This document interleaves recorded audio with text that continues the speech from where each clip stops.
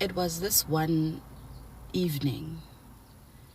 It was after after me finding out about another one of his sexcapades. And I was in the kitchen and I was cooking, you know. And I love cooking. That's my love language. And I'm cooking, I'm there, I'm doing the most during the meal. So at one point, I was using the small knife to cut my veggie and stuff. So I then took the big knife because now I wanted to cut the big steak. At the moment, I'm chopping up the steak. So I had I was so proud of myself at that moment because I had recently bought myself a knife sharpener. Yes, Mom Domdalai does that to you.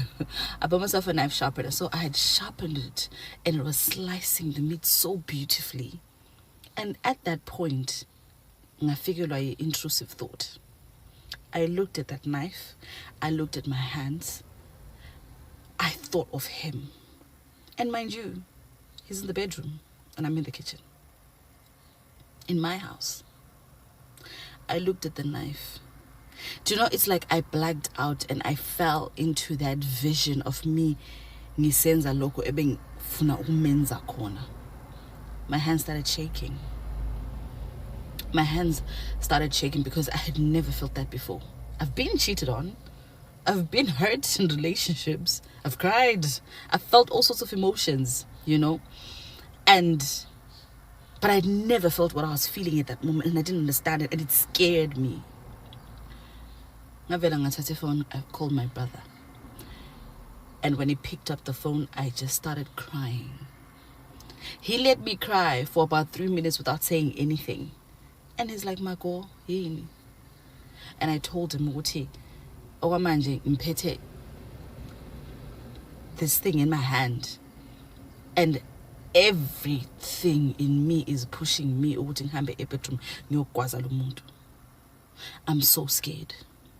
I'm so scared ukuthi ngizomosha impilo yami over someone, over omunye umuntu who I didn't know a couple of years back. Umuntu who just came to my life and destroyed my mental health. I'm so scared. And he's like, why is he in your house? And my first response was, because he has nowhere to go.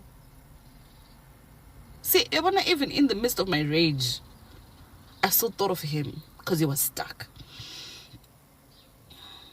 And he was like, no, Kai, that's not true. He has somewhere to go. Why am I? And it was at that moment when I hung up the phone and I saw myself saying, Gena ustate besengena keso ukuthi Kai lehle uzomosha impilo yakho tshela lo muntu aphuma hame. And I told him to go. Go by a fight. He said even more hurtful things. He left. I was broken. And the relationship didn't end, mind you. But I knew at that point what it has to end.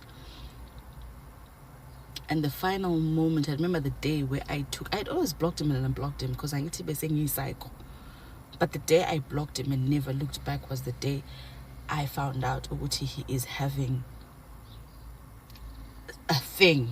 I can't even describe what thing it was because